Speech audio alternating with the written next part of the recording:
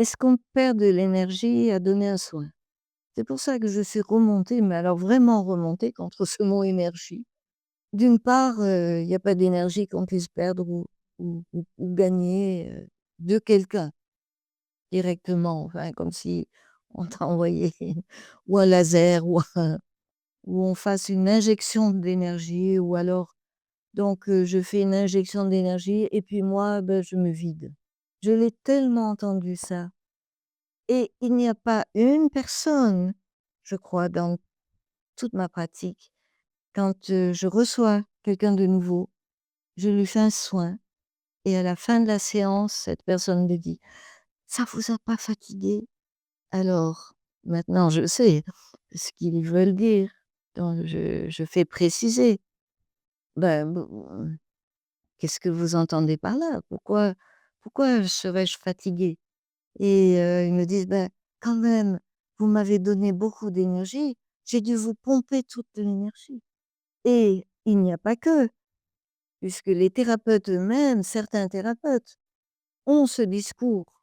Ils sont persuadés eux-mêmes, les thérapeutes, ces thérapeutes-là, en en magnétisme par exemple, ils donnent l'énergie. Alors ils se ressourcent avec le ciel, avec leurs prières, mais ils donnent l'énergie, ils sont un intermédiaire et donc ils se vident. Ce n'est pas éthique de A à Z, ce raisonnement, mais ça valide d'une certaine façon une pratique. C'est-à-dire, c'est un peu comme le remède, les médicaments. S'ils n'ont pas d'effet secondaire, c'est pas des médicaments. Donc, le praticien qui pense qui sent qu'il s'est vidé d'énergie et qui l'attribue au fait qu'il a donné son énergie, n'est-ce pas? Le praticien, lui, bien sûr, ça le vide et quelquefois, eh ben, il en meurt, comme c'est arrivé, à Aix-en-Provence, je ne sais plus quelle année.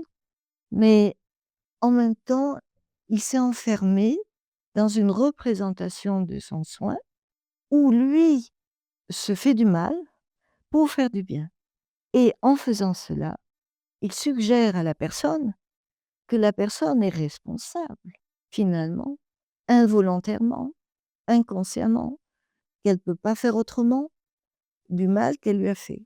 Où est l'éthique là-dedans? Incongrue et dommageable pour les 2.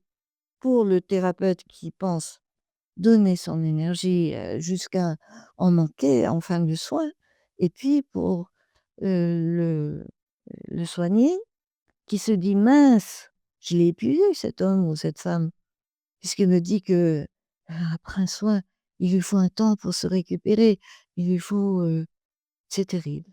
Alors ils ressentent ça parce qu'ils sont dans l'idée, la puissance des idées, la puissance des représentations. Ils sont dans l'idée que pour soigner l'autre, il faut lui donner sa propre énergie ou l'énergie qui vient du ciel et cetera.